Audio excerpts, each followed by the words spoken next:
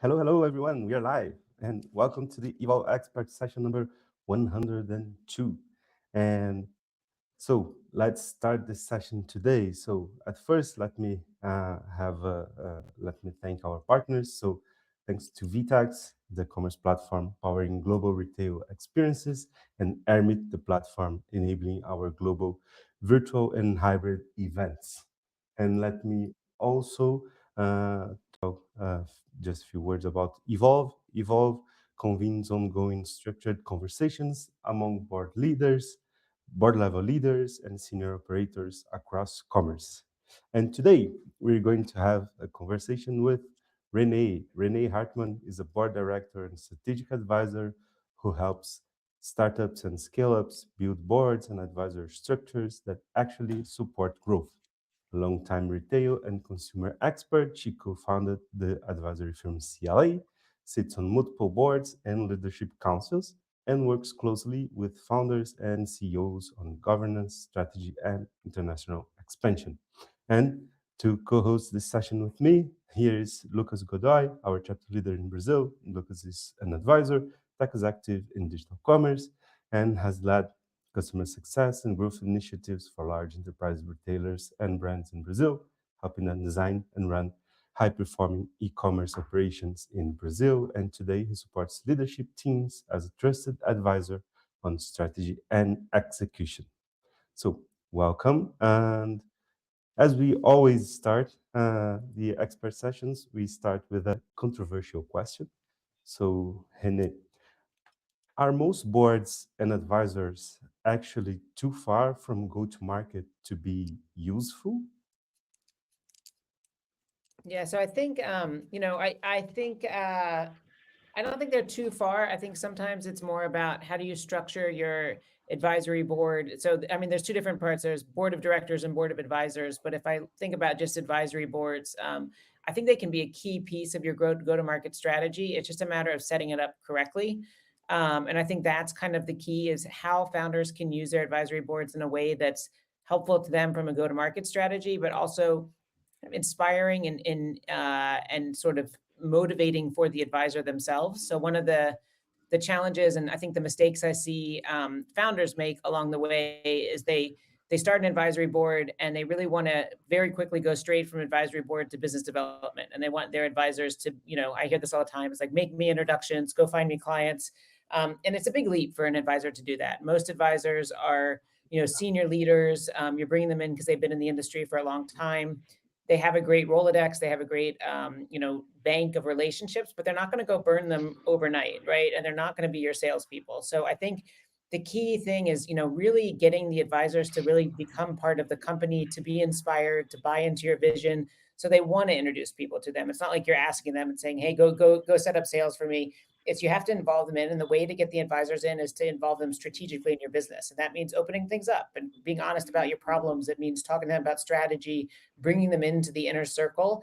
And once you do that, they get bought in and they want to be part of it and they want to help you. But if you kind of keep them outside and try to ask them to go just sign people up, I think that's where I see a lot of things kind of fall apart.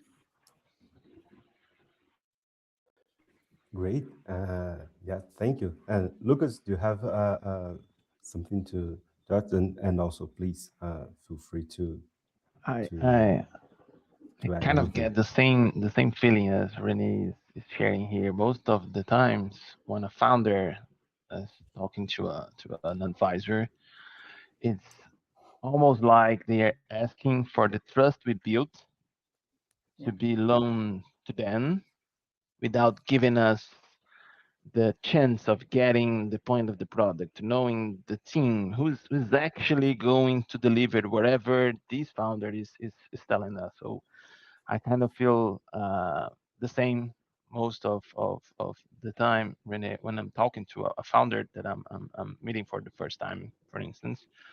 It's kind of help me with this. I just need this needle to be put it in the pain point, and everything else is on my side. So that's not a based on trust relationship. Yeah. It's like a finder's fee. It's Right. most of the times it's too short term, and they just want your contact list, the trust that you build to be introduced by them, and then they will do whatever with that relationship that you just opened up for these new whatever endeavor the person is driven. My perception in the Brazilian market, at least, is that most of the time it seems like they kind of see the product or the solution itself as something that has a bias that is so strong that they believe that once you understand what is it for, you will want to have it. Hmm. It's like one single moment that you realize the power of the solution, then everybody will want to hire and to buy the solution. And that's not the path for any SaaS, micro SaaS, or whatever solution in the market. So this is something that I've faced a lot of times as an advisor for most of these companies, and something that I believe that you probably also face is working with the person itself, not the company. Yeah. So when you mention that, it's about people, how they feel, what they want. It's not a relationship based on this company and this company. It's two or four or 10 people working together, and how you build this trust. Does it connect on your side in your experience Yeah. as a leader? It kind of feels the same. Yeah, I mean, I think so. I mean, I think there's, a couple pieces you brought up. One is I think founders, because you're so deep in the product, right, and you're so deep in the solution, founders generally come at go to market from a product first mentality, right? So they'll start generally with the product and what it does. And I think one thing advisors can do is generally, like I've been in the retail tech or commerce tech side for a while, and I think one area I see a lot of people bring in is advisors who are from industry. They've been from a retailer, they've been from the industry you're going at. And I think what they do is they come at it from a different perspective, which is they come at it from what's the problem from the retailer, from the customer perspective. And they look at it from a customer point of view, not a product point of view.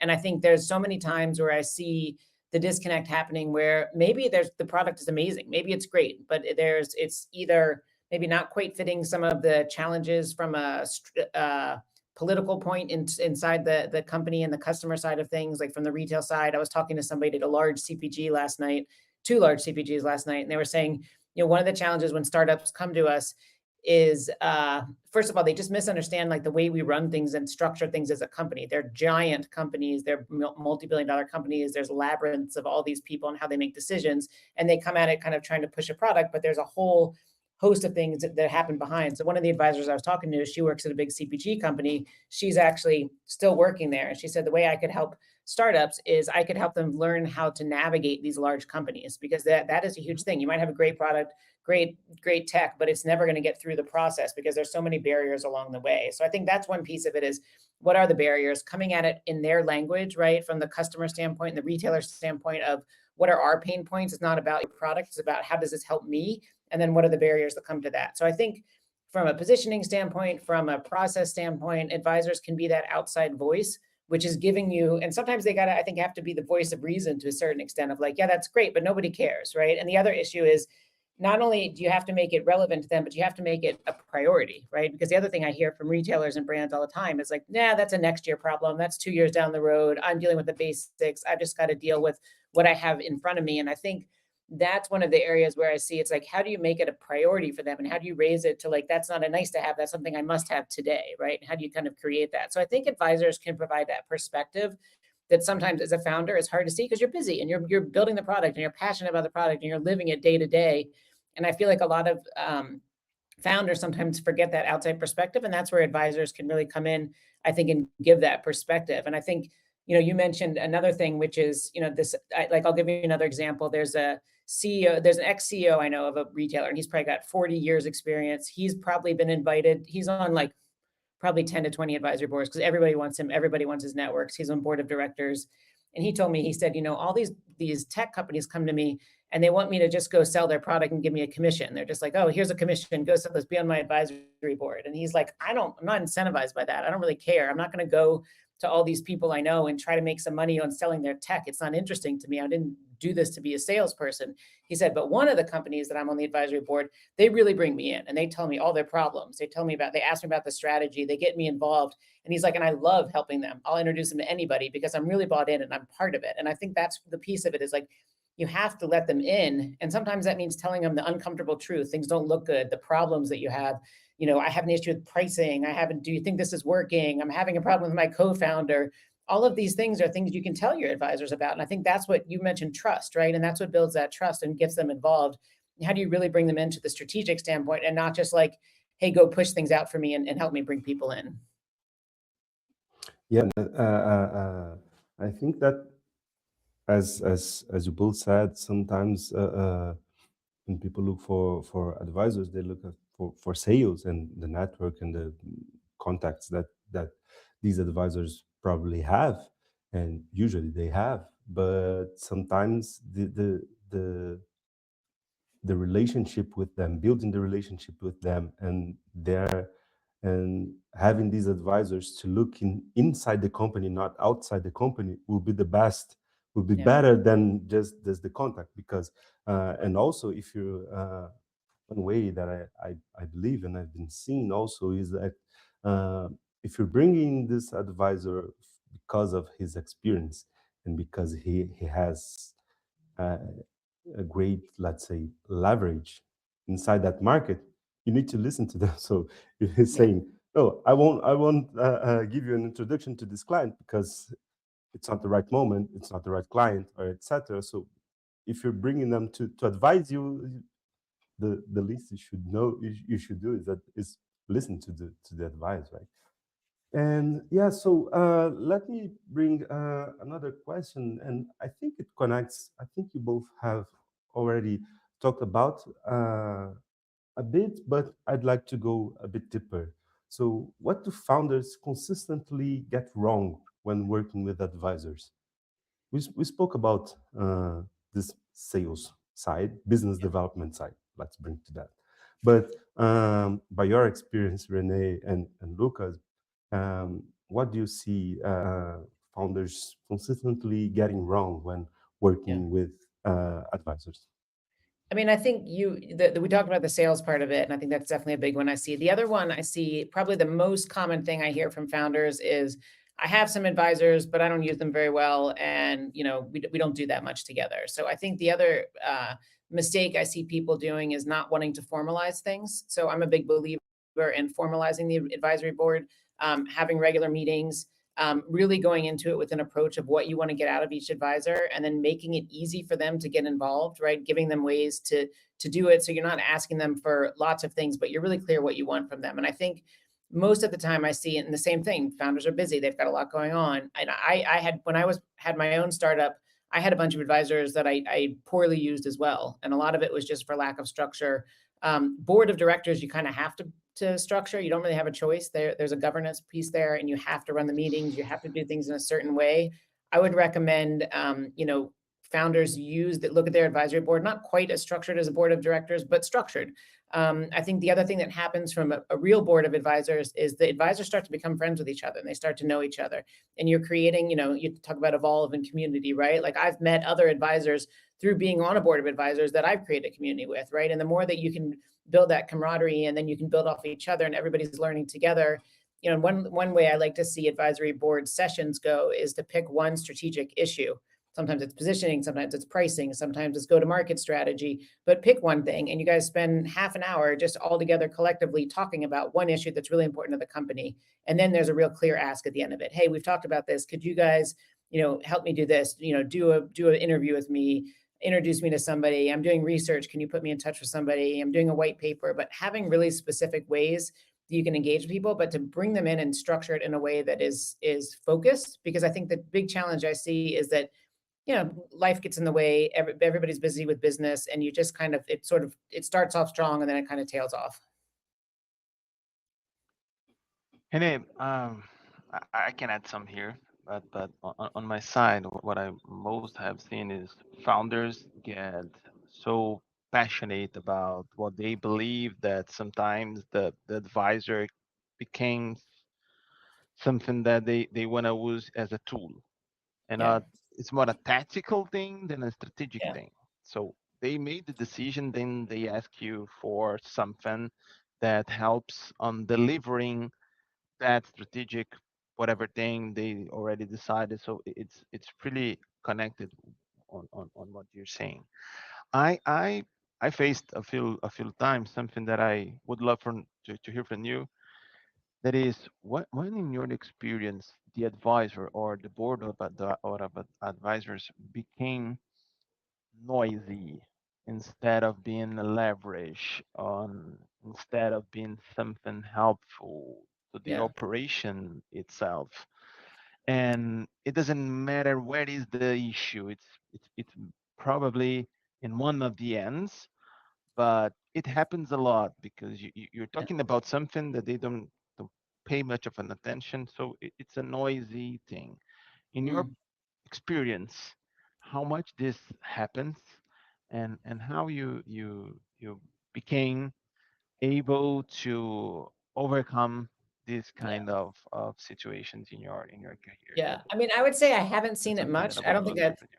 Yeah, I'd say I haven't seen it much. I don't think I've seen it at all, actually. And I think it would be a good problem to have, would be my argument, right? If you have advisors who are engaged enough, who care enough to be fighting with you and being noisy, that's an amazing problem to have. I more often see the opposite, which is they're not engaged, they're not involved. So I think it might be something that founders are scared of. And I remember when I was a founder and I was just working with another founder I have, and she's pivoting her business and she's scared to tell the advisors. She's like, I'm nervous to talk to them, right? And I think the founder gets scared is that you want to present, you're so used to as a founder having to present a positive face to everybody. And advisors just feel like one more group you need to do that to. And I think the way to do it as a founder is just to be honest and open with them. And nobody expects it to be perfect. These senior leaders are not joining a startup because they want perfection. They want to be part of the process, and pivoting and changing and having problems. That's part of the process. So I think the best thing that you can do is just be honest with them. And if they have feedback, take it. And you may disagree, but if the fact that they care enough and really want to be involved, I think is amazing. And so I think that's a good problem I've seen. And I more often than not see the opposite, which is that there's just not as much engagement, things fall off. And sometimes it is because founders, things aren't going perfect and they don't want to go back and report that things aren't perfect. They want to go back and report like everything's great, we're getting all this traction. Sometimes that's the time when advisors can help the most, is when it is the tough times. And when you do have problems, you need to get help. And then they're going to be more motivated, like, oh shit, I better help out. They're really having problems. Sometimes that's a way to get people to get involved too. You don't want to present, you got to, balance it to a certain extent, because of course you don't want to open everything up. But I think it's okay to be honest. That is what people expect. And I think most people, you got to think about what's the motivation for these people to be involved as advisors in general. I see a couple of different profiles for advisors these days. I'm seeing more and more people who are mid-level career, who are working at companies. Maybe they're CFO of something, maybe they're like a brand manager, or maybe there's somebody up at kind of like they're maybe in their 40s. They're kind of starting to think about, down the road, I want to retire and I want to have a portfolio career. So a lot of them are starting to build their advisory roles now. So they're currently in company roles. So those people, what they tell me is, I don't really want money out of this. I really just more want to build my profile up so I can have more of these advisor positions. And I'm interested in startups and I want to help them. Right. So they're not trying to make commissions. They're not trying to make money out of it. They're trying to say, like, I want to be involved and I'm doing this because I think these startups are cool, or I'm interested in AI and I want to get more involved in AI startups. Like they want to be involved in the future and the next step. It's not so much about monetary commission, and that's where I think this commission thing comes in sometimes, which is misguided. The other piece are people who generally have just recently retired, right? That are maybe have been in industry for 40 years, and again, they want to get involved because they want a piece of startups. They're probably not going to do their own startup, but they want to be involved in the spirit of it. They want to be involved in the messiness of it, and that's what I think people need to let them in, and founders need to let them into that messiness and the not perfect piece of it, because that's how you build trust. Thank you. Yeah, Makes a lot of sense. great. Yes, yes. And well, we were, let me bring a question here. So we were having actually a conversation yesterday. And Renee, what do you think, or what, if you see this happening? And well, I'd like to get your impression and your view around that. Does the advisor have a place, like working with, like being the orchestrator let's say, of the being the bridge between the startups and the VCs or the private equities. Do you see a position for advisors uh, in Yeah. this relationship, so they can help both sides and they can also fight for both sides? So to be like the I forgot the expression in English. To be like The to read regulator, more the almost a to be the regulator between. regulator. Yeah, Yeah. thank you. Yeah, it's the best. I think, I mean, I think the advisors should always be on the side of the founder. Like, I don't think they should ever be on the side of the investor, because I think that like that's what you'll get with board of directors, where you'll put where the VCs will place somebody on the board, and so that's a different situation where they are really representing the interest of the investor. But I do see the advisors being a bridge to investors, right? And so, for instance, there's a company that I was talking to the other day who's a startup. They've raised a Series A already. They're in the process of raising a Series B. And one of the milestones that they want to do before they do their Series B, and that the Series B investors have been asking them, is they need an advisory board. That's actually one of their milestones they want to do. So I do think it helps build relationships. So a lot of advisors have great relationships with the VCs. They can bring them in. It builds credibility. A lot of times the VCs will go, or private equity will go to the advisors and ask them what they think. Tell me about this. Why do you like it? What's interesting? So they will use them as sounding boards. And I think advisors can be a great advocate for investors on behalf of the founders. So they are that bridge. So I do think bridge is a good way to think about it. They are great connectors, and they're also great people to test your investor pitch on, right? They know the investor pitch pretty well. They can kind of also give you feedback. Is this realistic? Is it not realistic? What else should I be doing? So I do think they're great people to help with the investors, but I do think they always need to be on the side of the founders. It shouldn't be the other way around. Great, great. I'd like to bring the conversation a bit to the GTN, to the go-to-marketing side, and how board members and how the advisors can help the startups, and because what we're seeing, so go-to-market today is still structured around channels in most companies. Yes, and where do you see that model breaking today? Is that do you see that happening? So uh, I think that for go-to-market, I think this is when the founder, and if you can bring in like a chair of your advisory board, that's another thing I'm seeing is people having a chair of their advisory board. So if it's the founder and maybe the chair, then I think the whole idea is designing the advisory board for a go-to-market strategy, right? And part of that is the composition, who you're getting and why, right? Are you pulling somebody from a certain industry you want, from a channel that you want? Do they have good relationships in a certain area? So part of it is designing the board in itself so that it kind of aligns with your go-to-market strategy.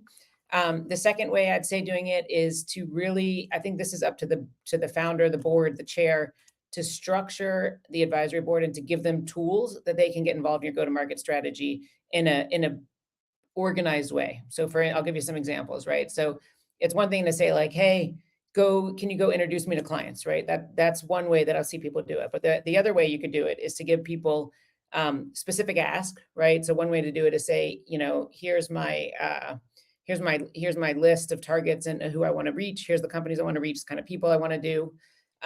Doing formal announcements. So putting an announcement out on the company's LinkedIn, doing press releases, asking the advisors to connect on their LinkedIn. So they post it on their LinkedIn. So when people see that, they see they work there.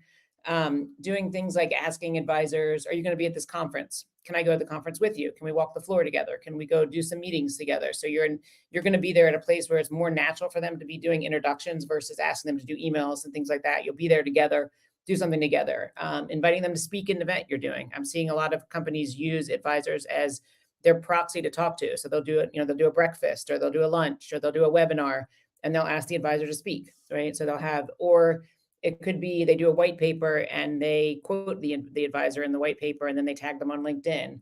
It could be a video interview that you're taping and you put up on your LinkedIn, and you again tag them, ask them to do this. So how do you make it easy for them? So it's not just saying, get this open-ended kind of like, go introduce me to people, but you're giving them tools to do it in a way that's not asking them to do a lot, but it's a more natural way to get involved. So I think it's kind of down to, and I've also seen things like people will say, one area I've seen actually work quite well is to say, hey, I'm looking into a new sector, and I'd love to talk to some people in the sector and just get their opinion. And then it's like not a sales thing. Then it's kind of the advisor can say, hey, I'm working with this founder. They're looking into agentic AI. They'd love to talk to some brands and learn a little bit more about your thought process.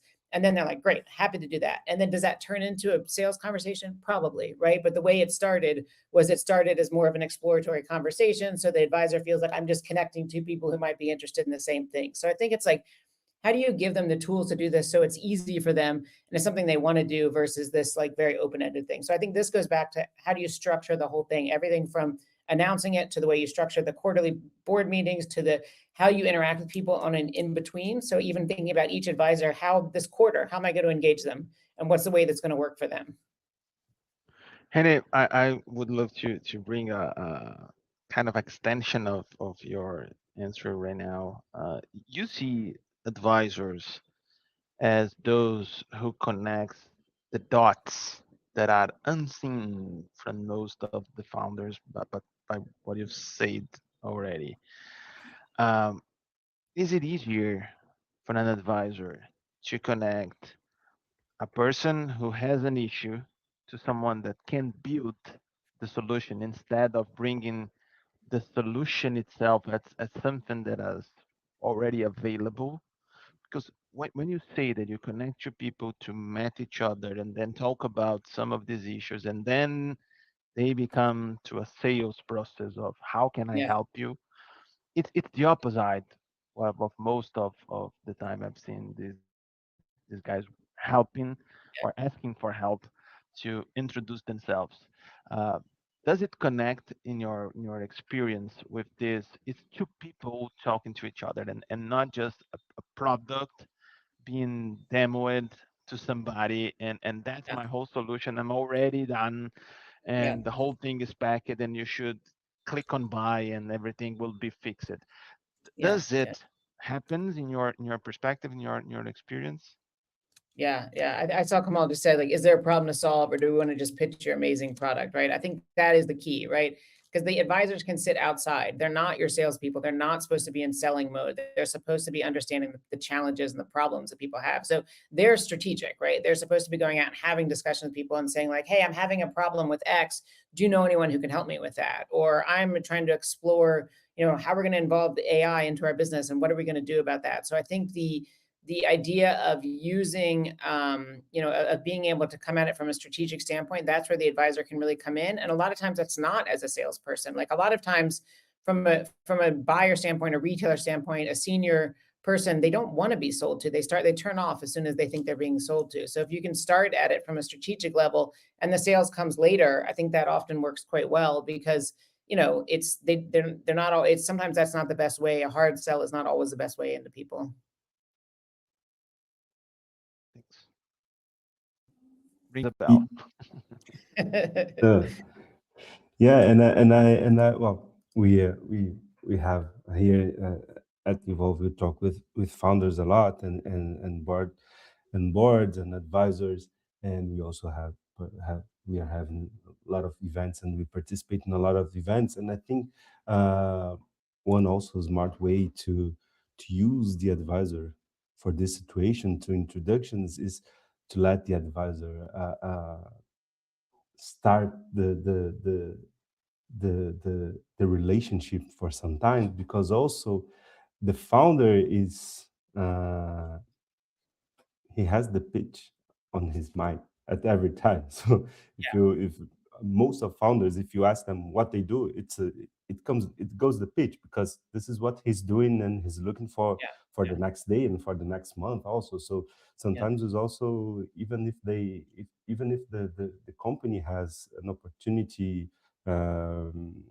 like if the founder finds an opportunity, it's also uh, in my opinion a good way to start that relationship through the advisor. So I'm having this opportunity with this company that we want to approach, and yeah, could you like start the negotiate the relationship with us and take a bit of the lead. So this can be also on a different, this can be yeah. treated on a different level also, right? Yeah, I mean, I think what advisors bring is they bring credibility, right? Like and I've heard, technology companies, like one tech company I know, they do a lot of events with retailers, and they'll say like, okay, they're like, we don't want to be on stage at all. We just want our advisors to be on stage, because as soon as we're on stage, we're selling. If you're on stage, you're talking about it from an industry perspective and you're providing advice and strategy.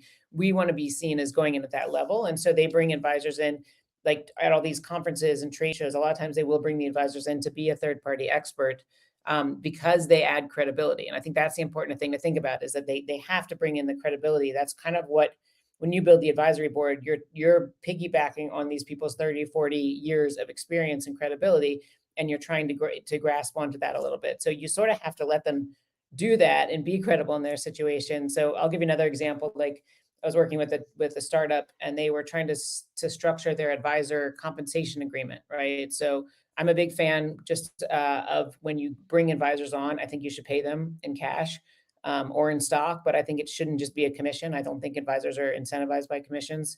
I think if you now there that being said, some you might do that plus then put a commission on top of it, right? So for instance, they were asking me about their commission policy, and their commission policy was like 5 pages long of all these things. Like, if you do this, then you get this. If you do that, then you get this. And they, one of their options was, if you do the whole sales process. And I said, you shouldn't expect your advisors to do the whole sales process. Like, the best you can expect is a warm lead, a warm introduction, and that's it. They're not your salespeople. They're not going to be, and you shouldn't expect them to be that. And I think it's just, I think that's part of the process, is you have to kind of think about what's really realistic. And I think a lot of it is, it should be, hey, I heard you had this problem. Let me introduce you. These guys are doing this to solve it. And then the founder goes, and then they're off on their sales pitch, right? That's really what the role of the advisor is. It's not to be there holding the hand of them and doing the sales process. It's just to be, I hear your problem, and let me introduce you to the solution. Yeah. Yes. Amazing. Yeah. The advisor is not your channel partner or your sales partner or something like that you can have, like these, as you said, these types of different types of engagement. And if you do the host, this looks for me more like a partnership proposal, a partnership commitment, exactly. for like implementation partners or something like that. Great, it's amazing. Let me give just one message to who's here with us. So please let me know in the chat, or if you have any question or any comment, and if you'd like to join the conversation, please let me know here, then I can bring you in. And we have one question here in the Q&A. Let's bring this from Dirk. So let me show here, and I'll read, so everyone then can hear the question. So, do you see a difference per industry in how founders deal with advisors? I see many tech startups that are all in with the product and have very unrealistic expectations about the success. They mostly fail to use the experience from the advisor. Yeah, I think that's true. I mean, I think tech, because it's such a sales focused and SaaS business, it's they're very focused on sales, right? And I think that is where I see the most challenges. I'll tell you, I'm on the board of directors of a retail company, and I'm on the board of advisors of a retail brand, and they never ask me for anything sales related, right? So all they want is experience, expertise, advice. So I do think you're right about that, of tech companies, because they are so sales focused. Doesn't mean it's bad. And I actually think, to be honest, like, they could probably use advisors more than anybody else, but I think they have to be really careful with the way that they do it. And I think they turn people off. I mean, I hear it. I've heard this from advisors who are with tech companies. They're like, oh, these guys just want me to be their salesperson. They're so annoying, So I think you have to be careful. And if you want them, you have to be realistic about what's going to happen in the short term and long term. These are meant to be long-term positions. They're not meant to be a two-month thing. I think you're right. If that's the case, then you're better off finding partners and sales channels and things like that. Then advisor is not what you're looking for. So I do think you have to be clear about, what are you looking for? You want somebody who's senior, who's got experience, who is giving you credibility, who's helping open doors for you, but they're not somebody who's going to be closing deals for you. And if that's the expectation going into it, it's going to fail. Great. And Renee, let me bring you one question, so we can have this recorded. And what is the difference, the major difference for the formal board of directors and the advisory Yeah. board. Could you explain and educate us a bit in the difference of these two boards? I mean, board of directors is a much more structured, focus group. It's a smaller group. It is something that is involved in the governance of the company. So it's, you're signing, there's fiscal, and sort of, operational guidelines around it. You need formal meeting minutes. You need to be meeting at a certain time. If it is a company that is invested from outside investors, typically there is an investor part of it. A lot of times as part of the investment, there is usually a board seat or two for investors. It's negotiated as part of the deal. You typically will have an outside director, as well as inside people. So it's a lot more operational and structured. So I think for a board of directors, it's very structured and sort of, even whether it's a public company, private company, there's certainly differences in how you approach it. But even for private companies, it's typically pretty structured. Board of advisors is totally the opposite. Board of advisors is something that's completely elected by the founder. It is completely up to you how you run it. It could be structured, it could be unstructured, it could be formal, it could be informal. You could have 20 people, you could have one person, right? There's no real rules around it. And that is why I think, it's super important for people, and it's a great tool and opportunity, but it can also be kind of mismanaged, to be honest, because there aren't any rules around it. So I do think when you build one, you need to think that through, or at least even if you have one already, rethink it through and relaunch it and think through how you want to structure it. Because I do think what makes board of directors works is the structure. And I think what board of advisors lack sometimes is the structure, which makes them kind of fall apart. Yeah, great. And would you see do you see the in your opinion, even though even for the advisory board, as you said, is not a position for short-term configuration, but do you see that the advisory board could be more focused on the company's stage of periods, let's say? So if company is in Series A or Series B, they have a set of challenges that they are in that moment. So do you see that the advisory board could be like, let's say, changing during this time depending on what the company needs, or what the mostly the founder needs to be Yeah. advised? I mean, I think definitely it can grow over time and it can adapt. Mhm. I would be a little careful about changing people out really quickly unless that's the expectation, because I also have seen I've seen companies kind of change their mind and almost like sort of disband the advisory board or get rid of advisors, and that also can be kind of annoying to the advisor. So unless they're bought into that concept, if they say like, "Hey, I'm going to join for a year and let's see how it goes and see where you are in this part of your stage," I think you need to be a little bit careful with that. But I do think as the company grows, it makes sense to add new people.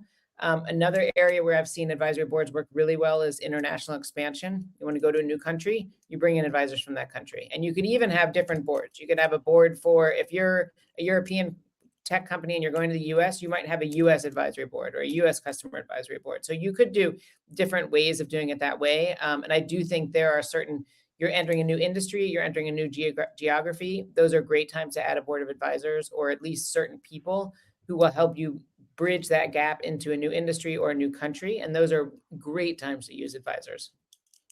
Yeah, amazing. This is and that, and also this is something that we are doing at Evolve. We're helping some companies to build the advisory board, especially for international expansion.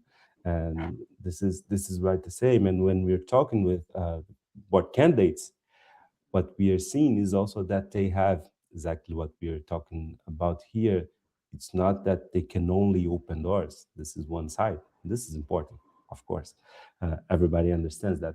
But when we talk to the boards, they say, "Oh, in this region, this type of company, I would look for this type of clients, this segment of clients, and to this vertical, and etc. This is what I." So they can bring the intelligence, the inside intelligence, the inside intel to drive the company to the right path. Not only opening doors, but yes, here in this market, let's focus on this type of clients in this segment, and this for this pains that these are the challenges that this market has, right?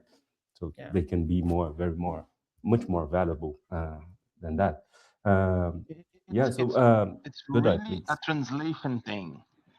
It's like how you translate the the offer that you have in another market to this new market. So you can have the leverage on bringing people that already have done something for that market, that knows how the whole thing works, and it's a shorter path to get to that. Something I would love to hear from you, Renee, is we all agree here that advisors won't operate the company, not for sales, not to close the deals, not to make the whole CX to be managed, but somehow the advisor kind of drives the way that the company should operate. It's by this perspective that the advisor is someone that already has done this at least once, and most of the founders maybe haven't. It's the first time as a founder.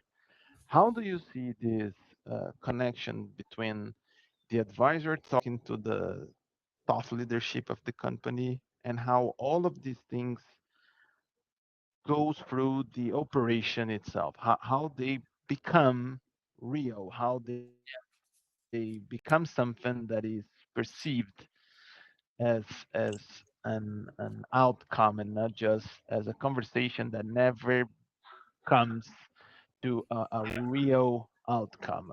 I've seen this a lot, to be really Yeah. honest, and I would love to hear from you. Yeah. I mean, I think that so I think there's two parts of it. One part is structuring it so you have something formal on a quarterly basis. And then I think the other thing is with each advisor, a lot of times they bring something unique that not anybody else does. So maybe it's, I'll give you an example. Like one of the advisors I had when I had my startup, he had raised a ton of money and he really was good at dealing with investors. So he was the person I'd go to when I ask advice about how do I deal with my investors? How do we pitch we're trying to raise a new round. What should we do? So he was my VC person, right? There's other people who maybe have been a founder before and they're really good at helping you structure your organization. Or maybe they're just a good sounding board of like, hey, I got 3 months of runway left. What the hell do I do? Right. And sometimes those are the conversation you need to have with somebody who's maybe more been a founder before. Other ones might be like, I've worked in these large CPG brands before, and I can help you structure how you're going to approach CPG. Other people might be like, I'm really good at your product. I'm going to help you with your product, right? So I think it's good to know from each of the advisors, and some of them might be good at messaging and thought leadership and marketing and branding, right? So I think it's good to have a sense of what you're trying to get from each personal advisor. And then I've seen people say, even like, I'll talk to them once a week or once a month. I'll set something up and have a one-on-one with them because or maybe they'll even pair them if the advisor agrees with somebody in their company. Like, hey, can you work with our CMO? Our CMO could really use some help on branding, and get involved in that. So I think it's good to, with each advisor, to really understand what are they bringing to the company, and then how are you going to get that out of them, and then to engage them on an ongoing basis around that, something that they're passionate about, that's their specialty, that you're really getting out of them. And I think it does unfortunately come down to the founder. I mean, I've talked to people who work with advisors, like, well, it's on the advisor. You can say that, but at the end of the day, the founder really has to kind of set the structure up so that they're getting the most out of the advisors. Great. Yeah. Well, my opinion, I also believe that the advisory board should have like the founder should have like not per per chair of the company, but to have the advisors that could help them for the sales part and the governance part or the organization part and the customer experience part, so they can and also understand. And also this is something that probably an advisor could help a founder, but to understand what are their where this founder is not a specialist on where is their weaknesses, so he can have an advisor to help him. So I brought Dirk in. He has another question, so it's always better to have our members here. So please, Dirk. Okay, thank you, Gustavo. One of the things that I have experienced myself in working with startups is that they are struggling a lot with the go-to-market, right? They have a very good understanding of the product, they know it into detail, and they are also struggling with, well, taking advice from advisors on how to deal with it. Many of them have a very well, I would say almost rigid view on how the product should work in real time. I've been dealing with several solutions, especially in e-com, on this omni-channel solution and so forth. And basically all the time, they have a very unrealistic understanding of how it deals with implementing a new product or a new service within a retail environment. They don't understand the complexity, and they almost refuse to listen to an advisor. Like, oh, I'm absolutely sure I'm right because I'm the speedboat and you are the tanker, right? Yeah. Then that to me, I understand it from a product point of view. But what I would like to learn from you here, Renee, based upon your experience, is this also something that you see as one of the biggest failures for startups, that they do not have a clear, good idea on GTM, or do you see other factors being more important? I think GDM is obviously like the thing that is the biggest problem. I agree with you. Like in terms of when I talk to startups, that's generally their biggest problem. And then I think that it's like, how do you diagnose what the root of that problem is, right? Is it that you don't have enough leads coming in top of funnel, right? That you need more leads, and then that's more of a branding and awareness problem and a go-to-market strategy around what conferences, what partners, all that kind of stuff. The next piece I see is like, I got lots of leads. I got all kinds of people I'm talking to, but they're not converting, right? That's a different problem, right? Which is either there's something wrong in your positioning, there's something wrong with your pricing, there's something wrong with the sense of urgency that, hey, great product, great price, love it, but like it's a nice to have. It's not something I need right now. So I think then it becomes, and that's kind of where I see most people have problems. It's not so, some people have a lack of top of funnel leads, but most of them I find it gets stuck in the funnel, and it's just like things take a long time. And some of them are long lead times. Retailers are super slow. Honestly, they really are. They're not fast moving. The other thing I would say is I was talking to like somebody like Pepsi Labs last night, and they were saying like, no startup, we're never going to work with a tiny startup. Like it's not going to happen. And you see these startups coming in being like, I want Nike and I want L'Oreal and I want Pepsi. It's like, you're not getting any of those guys off the bat. Nike is a 2-year lead time to get anybody in the door. So you got to find small companies. So the other part is maybe they're just being a little bit too, I think, overly structured and overly ambitious in who they're going after. Like find a small company that's maybe not your perfect one, but you're going to get some use cases and then you'll go from there. So I think it's really like, how do you diagnose what the problem is? And I see all of them, right? Like I think pitching, I think the pitch and the messaging is a huge problem that nobody wants to admit, and no founder wants to admit that's their problem. But it is, I would say, with like 80% of the time, it's that they're using the wrong pitch, right? Is that their product might solve all their problems, but the way they're going about it is like, people stop listening within the first 2 seconds, they stop talking, and they're not interested. So I think that is a good piece of it. So I think it's like really helping them go through the process of what are the problems. And I do think for me, a lot of it is, they think they've got the product market fit, but maybe it's not there yet, or it's not working at the same urgency. And that's where I see most people get stuck, because they're kind of like, they believe it's a good product, but it's not converting. So something's wrong. Clear. Thanks. Great, thank you. Kamal, please. Hi, Renee. Hi, Lucas. So interesting, because it's a very much about managing expectations. And I do have a question, but a couple of stories that might kind of help with what we can come across in these scenarios if we don't manage.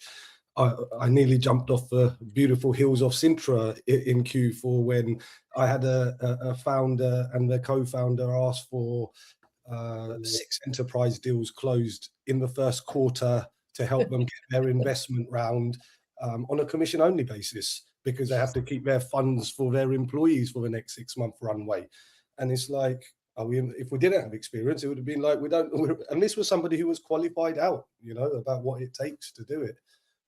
Another one nearly made me famous. It was $30,000 worth of investment over the course of a year, but $3 million worth of return. Let's write a book. We've got the best catch line ever there, how we turn 30,000 into $3 million worth of sales. So it's very much about managing expectations. The market's changing. A couple of points, it's not that 100% commission doesn't work, but your operation has to be really slick. We all think as founders, we have the best product in the world. Nobody else has bought it. Nobody else has got it. But in a realistic view, there's more than that solution. What is the problem being solved?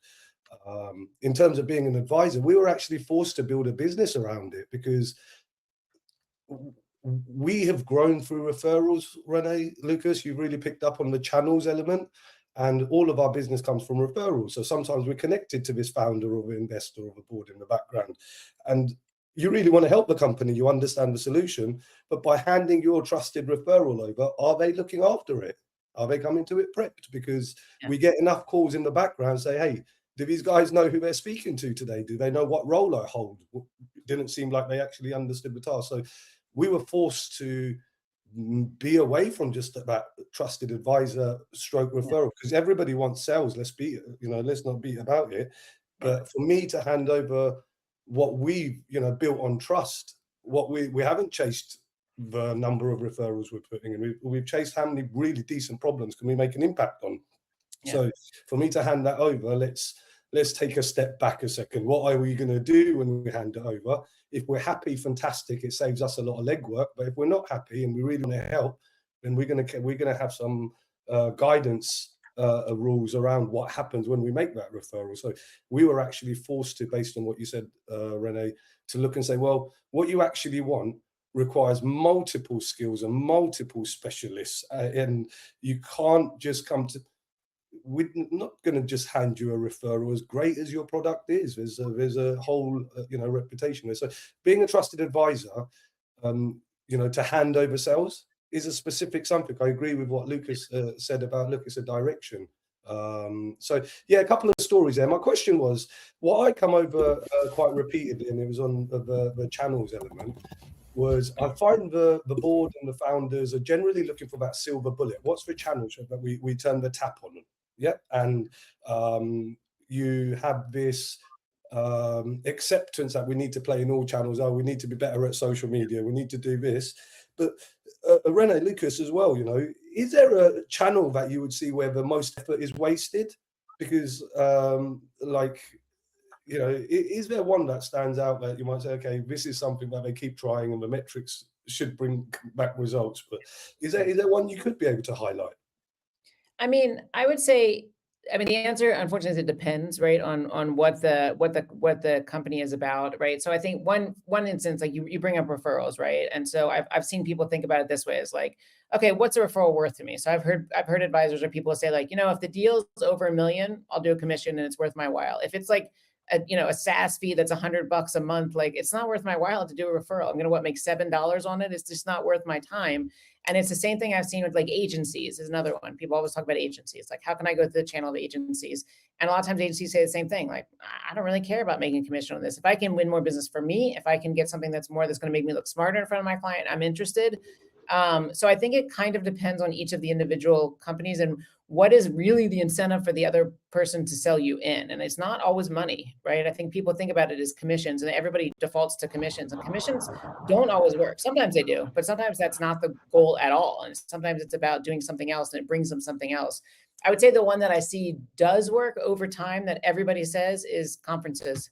I just feel like over and over, every time I hear is like, be in person in front of people, build the relationships, and really engage the conferences. I think probably, I wouldn't say there's one that doesn't work, but I would say that one does work for everybody in different ways. There's lots of strategies, and I could talk all day about like what kind of strategy you could do at the conference, but I do think in general, just in person, being in front of people and finding ways to make that work is where I hear the most success. And I'll give you, for example, on that real quick, just because it just reminded me, there's a pretty large company I was talking with at NRF, and they were saying, one of the things they see is they go to these conferences and they say like, we will meet with the head of innovation, and then they're interested, but that's a year or 2 year sales cycle. By the time that we meet with that person, they go sell internally, we go meet with them, we go through the whole thing. So actually what they're doing is they're doing a road show globally now where they're basically saying like, I met with you at innovation. Hey, H&M, I met with you at innovation. Bring 30 of your people to this event we're going to do in Stockholm. And then they're saying that accelerates things by up to a year. They're saying it's like, how do you quickly go from introduction to bringing the rest of the team in? Because at the end of the day, the person you met has to be your internal salesperson to go and explain it and sell it into the rest of the team. And they're saying, actually, that's a really big lift for somebody to do and to sell it to the rest of the team. So how do you get into the rest of the team, whether that's videos, whether that's social media, whether that's in-person events? Like, how do you help that person who's your advocate? How do you help them sell it in, especially with these big companies where they've got to get huge teams involved? How do you make that faster? And I think they were the first one I've heard of that's like, they can actually reduce the lead time and the sales cycle just by getting in front of them more times and more people. If I may add, Kamal, what I've seen work, at least in Brazil and Latin mostly, is small events with a bunch of interest people. When you connect two persons that have something to merge during the conversation, the whole thing gets more relevant to them. It's not about my product, it's not about my offer, is an opportunity for you to meet somebody that is also really nice for you to get in touch with. So a small event when you can talk to each one of the people that you invited uh, has been the best way that I've seen these companies, these small companies with a narrowed offer, connecting the dots and making people talk to each other about how they feel. It should be a customer and also a prospect. So they can talk about how has been my life since I brought these guys to work with me or to solve one of my issues. And agree with Renee, the in-person thing is something that we all lack. We all feel like we've been doing a lot of video conferences, we've been talking to everybody on Instagram, LinkedIn, and everything else, but being in person, spending some time with people that I can learn from, I can have a different perspective, is always something nice for all of us. Something that I've seen in our markets not working is it's kind of the same, but here we have this sensation by the time that the market on commerce itself has been built, the ecosystem goes from software implementers and all of the SaaS. And most of these relationships in our market are driven by the software implementers because that is the person that is databases and the customer. They know about everything that goes well and bad in that retailer or in that D2C brand. And through the time, most of these SaaS companies relied on them to sell, to operate, to do the support, to do the onboarding. And this system is not working anymore. So every founder should have a connection with at least the top 10 customers they have. You need to know them. You need to talk to them straight and get their feedbacks and how they see the evolution of the product in maybe a different area of their businesses. And by relying on this third party that is just incentivized by a commission, you kind of don't build the next generation of whatever you are building. So that's something that I've been seeing not working. And the opposite has been small events, connecting people, being there, being present, talking about what seems to be the next move that you should do. So bringing both ends. That's what I've seen in the market I'm in. So we've had like Thank two evolved GTM sessions in a week actually. So we've done a face-to-face in London last week, and the balance of that was really nice because the panel was made up of a SaaS company and the brand, and you got to see how they were tackling it. But you know, it's that trust element. You need to have that patience to build trust with each other in that project. So that, you know, regardless of the panel last week of you know, one brand and a SaaS company, regardless of how many people we may know or have sold to previously or been in that network, you still got to maintain that trust. But to get maintenance, you need to build it. And to build it, there needs to be a patience. And I genuinely believe in integrity and honesty within that, not just about hitting the metrics. And if you do that properly, my feeling is it multiplies down the line, you know. So patience is really hard when you have to go back and sit in front of the board as an advisor, you know. Just a quick observation before we move on as well. See, we might be in a different era as well in terms of how we need to adapt the conversation, because a lot of founders and people looking for trusted advisors have managed to get it wrong with previous relationships, and now they're holding that as a guidance to their next relationship.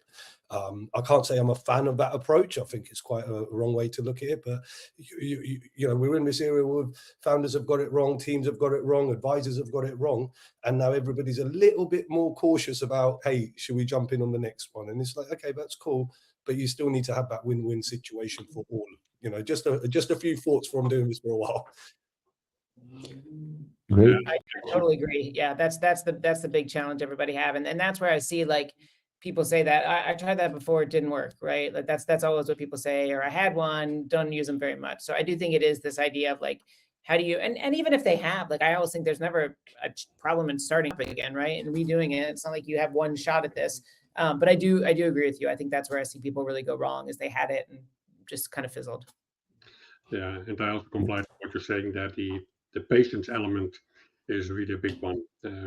I've seen many startups, but also scale-ups, being very impatient with the results that are coming out of the channels. They are really thinking that one channel should bring certain success, and they are ignoring the fact that in many cases all the channels together are creating a ripple effect. And over time, it will resonate, and hopefully it will generate a level of trust where you can start building the relations upon. Now, also from what you're correctly stating there, also the previous experience of an advisor can hold startups back because they become indeed cautious on taking certain steps. You have to have a certain level of boldness, right? You cannot hope for the best and try always to do the things the cautious way. You have to be a bit bold. You have to be a little bit salesy, and sometimes perhaps a little bit sleazy here. But in the end, it comes down to trying ongoingly to find ways to go into the market and being open to learn. Biggest failure I feel for many companies is they don't have an ability to learn anymore. They stop learning. And every day is a different day. Every market is a different market. Every company is a different company. Every client is a different client. They are not all the same. So you cannot use one strategy for all. It would be nice, but in most cases, it's just not the case. So the advice that I would give to founders, but also to advisors, you need patience. Take time. It takes time to become successful and learn, keep on learning. Mhm. I think that I totally Yeah. agree with that. I think that's always, it's like, oh, we did this for 30 days. I haven't gotten any customers out of it yet. And it's like, these things take time. It's not an overnight thing, you know? Yeah, there's no silver bullet, right? So, however, please, our Yeah. last question, and just let me say here, thank you, Dirk, thank you, Kamal. I will let you guys free from us here, and I'll let Hawan Thanks, guys. do, and then we're going to the end of the session. Thank you. Hello, guys. Renee, really good to see you again. Likewise. Really great session and really interesting. And it was like the perfect timing because we are just discussing to create a board here. So I'd like to ask you, for a service company, we are focused on retail. What should be the first like 3 seats that would say that would be mandatory? And what must us do to set up like correctly from the outset, from the beginning, just to make sure that we create a meaningful strategic board? Yeah, I mean, I think, what I would say is, going back to kind of what I said before, which is, what are your goals with it and what are you really trying to accomplish, right? And that goes down to which industries do you want to go after? Is it, which countries do you want to go after? Are there certain some people, sometimes it's like, what are you wanting to get out of it? Is it awareness? Is it exposure, right? I see Deanne's here as well. So I'm a part of a group called Rethink Retail, and there's a lot of great people in that group, right? Which are people who can help you, expand awareness with retailers. Sometimes you want an amplifier. Sometimes you want, I've had people do a board of advisors who want someone from the media on it. Do you want someone who's currently in a position? I'm seeing a lot of people and current retailers who want to be on advisory boards, tons of them actually. I'm getting that question all the time from people like, hey, I want to be on an advisory board. I want to do that kind of stuff. And they're not looking for commissions. They just literally want to be involved and get interested in it. So I think it goes back to like, what do you really need out of it? And what are your specific targets? And then that will help kind of, say, hey, I want to get somebody from the furniture industry. I want someone from the US. I want somebody who's scaled a service business before. I've talked to another group that's a service business, and that's what they want. They want someone, how do I scale this and sell it, right? That's another area people might want help in. So I think it's really kind of narrowing down what you want. And I'm happy to have a chat with you about it offline too. But, just kind of narrowing that down and figuring out what are your real goals. And then that will help bring up who the profile is that you want. And then from that profile, it's almost like you want to get the profile first before you find the people, and then go find the people based on the profile you want. Great. Yeah, thank you. Thank you so much for your time and for sharing your experience. Thank you, Thanks. Hawan. And now, well, Lucas, do you have the last question or we need to? Yeah, I think you're on mute. Yeah, I can do a last one.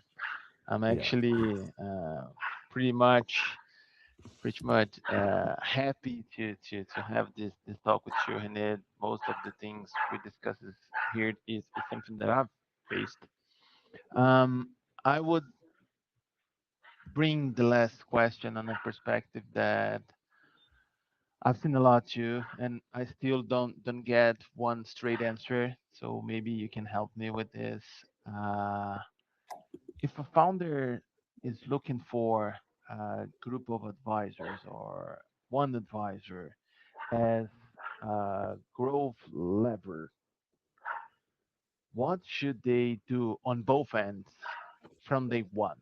What is the thing that you've seen that works the most, that doesn't matter much the kind of the company, the size of it, but one thing that you believe is always good to be done and how it starts? That's Mm. that's my last one. Yeah, I mean, I think, one thing I think is important, and we talked a little bit about it before, is when you do like a launch, like to really do a proper launch of your advisory board, right? So to make the most out of it, to do the launch, post on a LinkedIn, post an image up, put a press release out, and really make a big deal out of it because you want people to know about it. And this also gives you an excuse to get the advisors to go bring it out to their network as well. So I think you do have a moment, and I recommend people think about that as a moment, whether it's in advance of a industry conference, whether there's lots of different ways to structure it. But I think, that is something that, you can really use and maximize. And I think some people miss that step, and it's a one-time step. And I would definitely make sure people do that. Really nice. It's something that there is no one recipe, and No, there's that's not. I think something that's the thing. Yeah. by being an advisor. It's not having one straight answer. It's kind of building the answer. Yeah. Well, thank you very, very much, Renee. Thank you, Lucas. And please, now I'll give you guys a moment. So, Renee, how can people find you? What you do? And if anyone wants Renee to be their board or their advisor, yes, I would Yeah. So pretty I'm, much yeah, recommend. But yeah. please So definitely, let us know. put my LinkedIn. I think I'm connected with a lot of you guys, but I'll put my LinkedIn here. But I think definitely, reach out to me on LinkedIn. It's probably the best way to find me. I spend about probably half of my time working with retail tech companies, and the other half working with with retailers. I tend to work with people as an advisor. I'm on a lot of board of advisors. I'm also helping startups and scale ups, helping them build their advisory board. So I am helping by chairing advisory boards, helping advise on the startup of it, helping find people. So that is something I like it so much that I'm actually helping people put it together. And I've seen, like we talked about, I've seen so many of the mistakes I think people have made. So I'm trying to kind of help people, create more success out of it.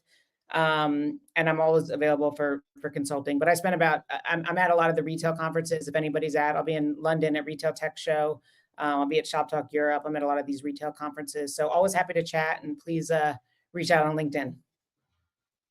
Great. Thank you very much, Renee, and also through Evolve Network.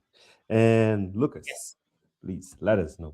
Also. Same for me. LinkedIn is the best way to find me. I kind of don't post much yet. That's something that I've been working on.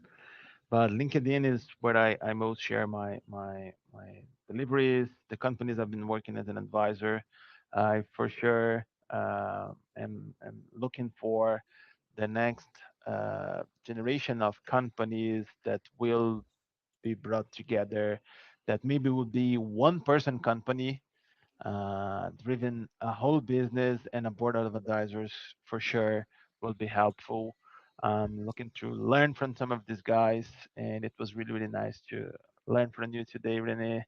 Thanks for all of your perspective, your thought leadership. It's been really nice session share with you. Thanks so much. It's been great. I appreciate you guys being involved. So it's been fun chat. Great. Thank you very much. So thank you everyone for the conversation and for the perspectives shared here. This is exactly what we aim to create with these sections. So I'm looking forward to seeing you all in the next one, next Thursday. Bye-bye. Ciao. Thanks. Bye-bye. Bye bye.